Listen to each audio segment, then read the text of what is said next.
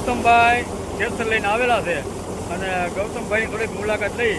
ગૌતમભાઈ કલાકે કેટલું કાઢે ઘઉં? કલાકે 3 કળશી ગાડી નાખી. કલાકે 3 કળશી બગાવી નાખે. તમારે 2 વીઘાના ઘઉં હોય તો હવા કલાક થાય, સાફ થઈ જાય. કેમ હાલે વંડરભાઈ? શાંતિ. ગાડી લઈ આવો. લવા ખેડે પેલા ભાઈ મરાઈ ગયા બાપા. હા ભરતભાઈ મરાઈ ગયા. વરસાદ પછી ઘરના બે ધોળા થઈ ગયા. ખેડો ને તો ગતિ છે ભાઈ. વરસાદનું માવઠું થઈ ગયું. પરુણભાઈ તો ગાડીઓના દબાદબી બોલાવે.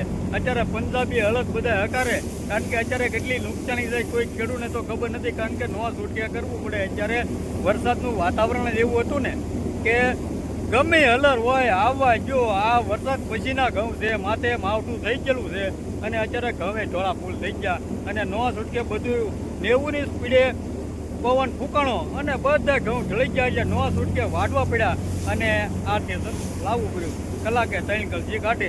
અત્યારે 2 દિવસથી વાઢેલા પાથરા પીડ્યા એટલે ફૂંકાઈ ગયેલા છે. એટલે વાંધો નથી આવતો. નકર તો હાવ સવડ હોય કાઢવામાં ખેડૂતને મુશ્કેલીમાં ખર્ચવા લાગે. પણ અત્યારે તમે જોઈ શકો છો ખેતર હાલે છે અને ભરતભાઈ ઓરવામાં છો. ભરતભાઈ આંબાલાલની આગાહી કેમ પણ? એટલે પણ ભાઈ વાત જાવ જો આંબાલાલે તો કેરી ખાવાને હરેવાદી છે. કેરી ખાવા માવઠા ઉપર માવઠું. આંબાલાલ ખબર માવઠું કેરી ખાવી કે ન ખાવી. આંબાલાલનો વિડીયો જોવે અને આંબાલાલે આંબો વેડી લીધો તો બધા વેડી લીધા. લોકો બધા ગાંડી મોઢે આવે અને હજી એક આગાહી 25 તારીખની આપેલી છે કે નહીં, એટલે નવા સુરતે ખેડૂને ખાવરવાળા ઘઉં હોય ને તો કાઢવા પડે. તો આવી જાય ખેડૂની અધોગતિ છે. જોઈ શકો છો અત્યારે હાલમાં શરૂ છે અને આપણે બધાને બતાવશું ઘઉં પણ કેવા ધોળા થઈ ગયેલા છે અને એક બધું ચોખ્ખા ઘઉં નીકળે છે.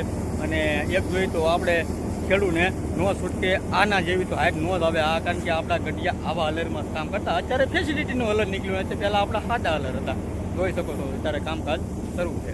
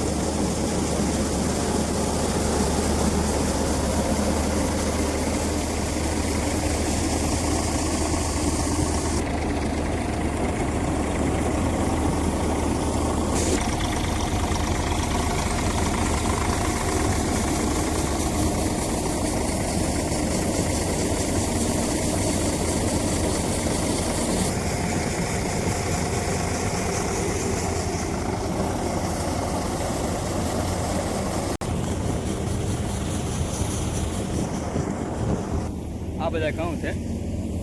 તો જય હિન્દ, જય ભારત, જય ખેડૂત મિત્રો. આપણો વિડીયો ગમે તો લાઈક કરો, કમેન્ટ કરો, શેર કરો. જય હિન્દ, જય ભારત.